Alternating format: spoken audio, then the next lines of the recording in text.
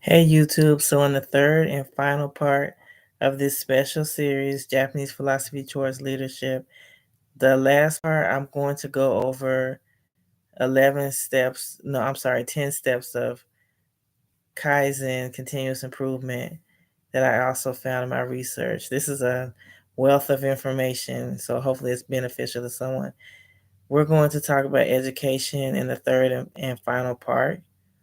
So, with education, the teacher student relationship is about respect because they have the senpai kohai concept. So your senpai is someone that's over you that has more experience than you, and also in the working field. If there you have a senpai in your company, someone that's older than you or been with the company longer, then they have more seniority, more respect. And the kohai is the person that's younger and has less experience. Let's see what I have as far as yes, and I would say that the education system in Japan was big on memorization. They had a term, I believe it's called Jikan Jigoku. It's like exam hell because the tests are a ton of memorization. It's not just multiple choice like in the West. So the students study really hard, and after school, a lot of times they go to cram school. So it's their education system is rooted heavily in respect. So English teachers, when foreigners go to Japan and teach English, they are expected to help clean the schools after class. And I've also seen the videos where they have the kids help with cleaning of the schools as well. And kids are taught to handle things on their own at a much earlier age.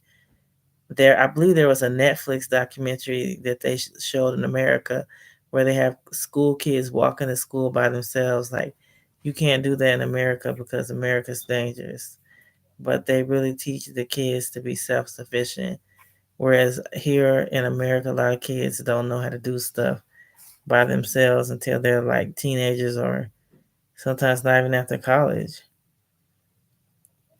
So they're known for their big memorization tests, but now they're starting to focus more on teaching kids life skills because they're known for that exam hell.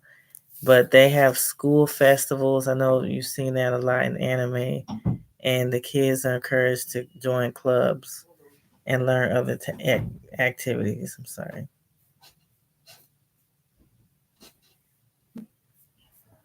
So they have some of the best schools, and if you go on TikTok or YouTube, you'll see their school lunches are also impressive as well, because they're big on life is short, and the kids should have a good education with foods with quality, fresh ingredients.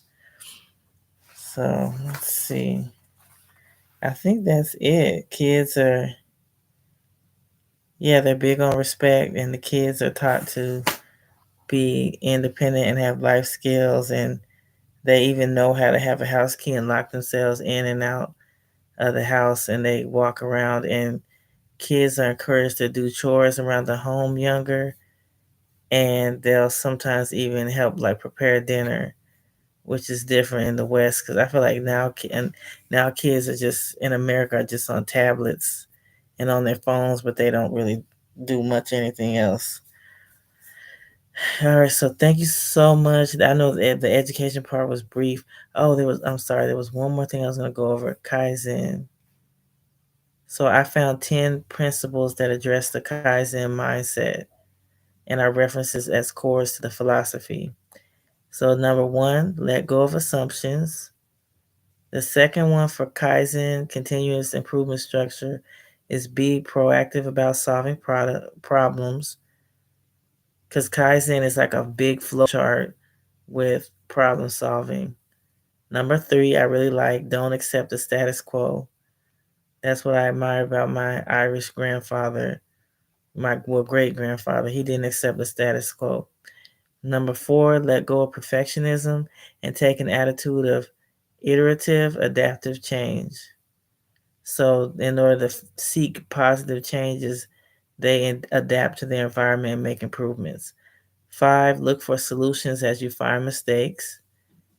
Number six, I really like you create an environment in which everyone feels empowered to contribute. I think that's really something healthy. I've had some jobs where I wish people made coworkers feel more empowered to speak up. Because you ever been in a meeting at a job and everybody's just sitting there looking like the life is getting sucked out of them, and nobody's really speaking up because they know management's just gonna do whatever they want.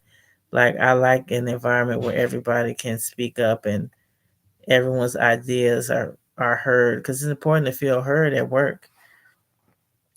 Number seven, don't accept the obvious issue. Instead, ask why 5 times to get to the root cause. I'm a millennial, so I think millennials are real good at asking why. It's not just about, oh, you have to respect the respect what the higher ups say and not ask why. Like I think my generation is more adapt would accept this more because we ask why a lot because millennials are generation Y. Number eight, cull information and opinions from multiple people. So Japan is a group think culture, so you get information and opinions from other people until you make a decision. Use creativity to find low cost, small improvements. That's an important one. I feel like they're really smart in Japan and countries in Asia about budgeting because there was this Japanese drama I watched. It's called Gantz. It's an adaptation of a manga, I think. And the characters wear these black leather suits, and leather isn't cheap. So what they did to make the costuming more cost effective, they made the leather like really thin, and that's really innovative and smart. And number 10, the last and one of the best steps to me is never stop improving because if you're continuously improving, then you never stop.